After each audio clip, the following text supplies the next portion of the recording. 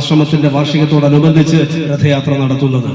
ഞാൻ നേരത്തെ സൂചിപ്പിച്ചു, ഈ വർഷത്തെ രഥയാത്ര കുറച്ച് പ്രാധാന്യം അർഹിക്കുന്നതാണ്.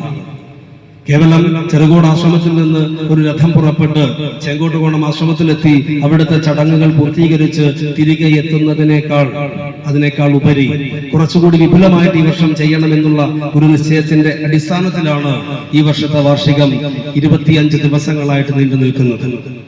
ആശ്രമത്തിന്റെ ഈ 4ാം വാർഷികം 25 ദിവസം നീണ്ടു നിൽക്കുന്നു. അതിൽ ആദ്യത്തെ 15 ദിവസമാണ് രഥയാത്ര. ഇന്നലെയാണ് ചെറുകോട് ആശ്രമത്തിൽ നിന്ന് രഥം പുറപ്പെട്ടത്.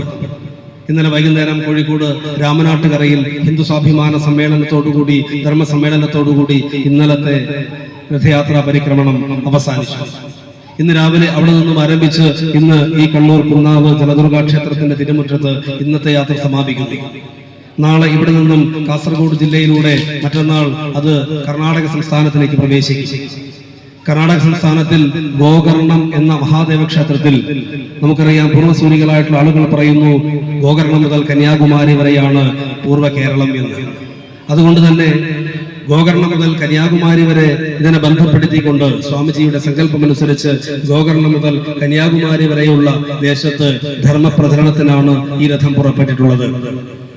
കർണാടകയിലെ ഗോകർണ മഹാദേവ ക്ഷേത്ര സന്നിധിയിൽ എത്തിച്ചേർന്ന് അവിടെ വിശേഷാൽ പൂജാതി കർമ്മങ്ങളും അഭിഷേകങ്ങളും നിർവഹിച്ചതിനു ശേഷം ഈ രഥം നേരെ കൊല്ലൂർ മൂകാംബിക ദേവി ക്ഷേത്ര സന്നിധിയിലേക്ക് എത്തും. കൊല്ലൂർ മൂകാംബിക ദേവി ക്ഷേത്ര ശ്രീകോവിലിൽ നിന്നും ക്ഷേത്രം തന്ത്രി പകർത്തി നൽകുന്ന ഭദ്രദീപം ഇപ്പോൾ നമ്മുടെ രഥത്തിൽ ജ്വലിച്ചുകൊണ്ട് നിൽക്കുന്ന ജ്യോതിസിനോടുകൂടി ചേർത്ത് സമന്വയിപ്പിച്ചിട്ടാണ് പിന്നീട് അവിടെ നിന്നുള്ള യാത്ര ആരംഭിക്കുന്നത്. കൊല്ലൂരിൽ നിന്നും രഥം പുറപ്പെട്ട് ഉടുപ്പി ജില്ലയിലൂടെ ദക്ഷിണ കന്നഡ ജില്ലയിലൂടെ കൂർഗ് ജില്ലയിലേക്ക് എത്തിച്ചേരുകയും തുടർന്ന് വയനാട്ടിലൂടെ തമിഴ്നാട്ടിലേക്ക് ഏപ്രിൽ മാസം 1-ാം തീയതി പ്രവേശിക്കുകയും ചെയ്യും. തമിഴ്നാട്ടിലെ 10 ജില്ലകളിലൂടെ 7 ദിവസങ്ങളിലായിട്ട് യാത്ര ഉണ്ടായിരിക്കും. അതിൽ തന്നെ ഊട്ടി, കോയമ്പത്തൂർ, മധുര, പഴനി, രാമേശ്വരം, കന്യാകുമാരി എന്നീ പുണ്യസ്ഥലങ്ങളിലൂടെ സന്ദർശിക്കുകയും മധുര മീനാക്ഷി അമ്മയുടെ തിരുസന്നിധിയിൽ നിന്ന് തന്ത്രി പകർത്തി തരുന്ന ഭദ്രദീപം ഈ രഥത്തിൽ പ്രതിഷ്ഠിക്കുകയും ചെയ്യും. അതിനുശേഷം രാമേശ്വരത്ത് എത്തിച്ചേർന്ന് രാമേശ്വരത്ത് മഹാദേവനെ പൂജിച്ച് വിശേഷാൽ പൂജാതി കർമ്മങ്ങളും അഭിഷേകങ്ങളും നിർവഹിച്ചതിനു ശേഷം ഏപ്രിൽ മാസം 5-ാം തീയതി രാമനവമിയുടെ തലേ ദിവസം കന്യാകുമാരി സന്നിധിയിൽ എത്തിച്ചേരും. ഏപ്രിൽ മാസം 6-ാം തീയതി ഭഗവാൻ ശ്രീരാമചന്ദ്ര മഹാപ്രഭുവിന്റെ ജന്മദിനമാണ്. ശ്രീരാമനവമിയാണ്. സൂര്യകുലജാതനായിട്ടുള്ള ഭഗവാൻ ശ്രീരാമചന്ദ്ര മഹാപ്രഭുവിന്റെ ജയന്തി ആഘോഷിക്കുന്നത്, ജന്മദിനം ആഘോഷിക്കുന്നത്, ആഞ്ജനേയാശ്രമം ആഘോഷിക്കുന്നത്, ഈ രഥം ആഘോഷിക്കുന്നത് രാമനവമി ദിനത്തിൽ കന്യാകുമാരിയിൽ സൂര്യ ഉദയ സമയത്താണ്. സൂര്യകുലജാതനായിട്ടുള്ള ഭഗവാൻ ശ്രീരാമചന്ദ്ര മഹാപ്രഭുവിനെ സ്മരിച്ചുകൊണ്ട് രാമനവമി ദിനത്തിലെ ഉദയം കണ്ടു തൊഴുത് ആദിത്യ ഹൃദയ മന്ത്രത്തോടുകൂടി സൂര്യദേവനെ പൂജിച്ച് ത്രിവേണി സംഗമമായ കന്യാകുമാരിയിലെ സാഗര പൂജ നിർവഹിച്ച് കന്യാകുമാരി ദേവീക്ഷേത്ര സന്നിധിയിൽ ദർശനം പൂർത്തീകരിച്ച് കന്യാകുമാരി ദേവീക്ഷേത്ര ശ്രീകോവിലിൽ നിന്നും പകർത്തിയെടുക്കുന്ന ഭദ്രദീപം ഈ രഥത്തിൽ പ്രതിഷ്ഠിക്കുന്നതോടുകൂടി കന്യാകുമാരിയിലെ ചടങ്ങുകൾക്ക് പൂർണ്ണമാവും. ആ സമയമാകുമ്പോഴേക്കും ഒന്ന് ആലോചിച്ച് നോക്കുക, ഗോകർണത്തെ മഹാദേവനെയും രാമേശ്വരത്തെ മഹാദേവനെയും ബന്ധപ്പെടുത്തിക്കൊണ്ടുള്ള പൂജാതി കർമ്മങ്ങൾ നടക്കുന്നു.